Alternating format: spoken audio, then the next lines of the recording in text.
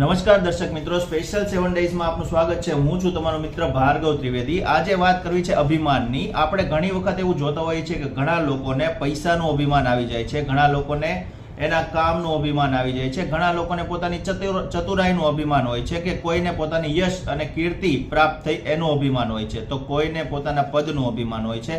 તો ઘણીવાર અભિમાનના કારણે લોકો પોતાની જાતને બહુ જ ઉપર ગણવા માંડે છે અને ત્યારે એ લોકો ભગવાનને પણ પાછળ ગણવા માંડે છે।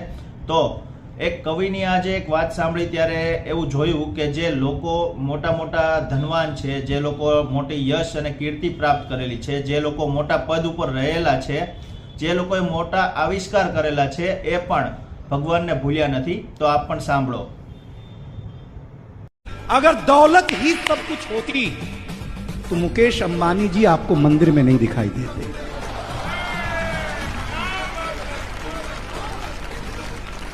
आविष्कार ही सब कुछ होता। एप्पल जिन्होंने पहले जो अध्यक्ष थे एप्पल के स्टीव जॉब, वो नीम करोली बाबा के दरबार में नहीं जाते।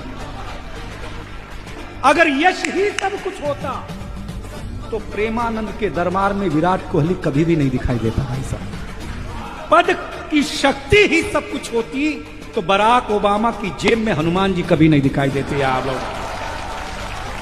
याद रखिए।